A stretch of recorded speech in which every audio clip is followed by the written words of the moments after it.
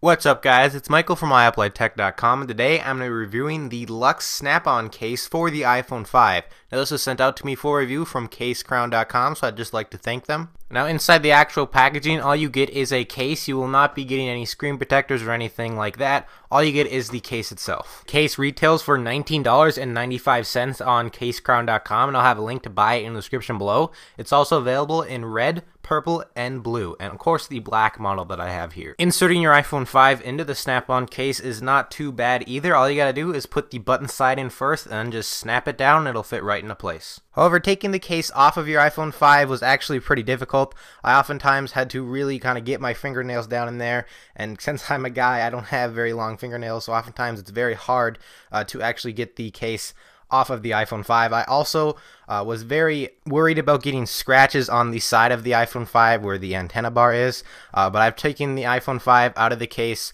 multiple times and I've never gotten a single scratch, so that is nothing to worry about if you were worried about it, because I was when I first got the case. I'm sure you noticed, but inside the actual case there is of course a little quote, which is always kind of nice just to include something in there. Now, the actual material on this case is very nice to hold in the hand. It is a soft matte finished and it just feels great. It's nice and smooth. One thing that's not the greatest about it though is that I did notice it scratches a little bit easier than I wanted it to. It's not terrible, but I had my keys in my pocket, which is stupid because you should never have your keys by your iPhone. But it did leave a little bit of a scratch on the phone. You can barely even notice it, but if you look real close, you can definitely tell. Which it's not a reason to not buy the case, but it's just something I should mention. Now, the ports for this case are fully accessible. I had no problems with the speaker on the bottom accessing the lightning connector or the microphone, as well as the headphone jack. Moving around to the side, I had no problems accessing the volume buttons as well as the silent switch. No problems at all trying to reach the silent switch or the volume buttons. You also have a fully exposed top, so you can access your power button perfectly fine. As well as on the back of the phone, there's a large cutout for the camera hole, which did not interfere with taking pictures, pretty much with flash or just taking pictures in general. The camera hole cutout is perfectly fine, and it's overall just as a perfect case if you are worried about having cutouts. If you have third-party adapters, this case will work for pretty much everything.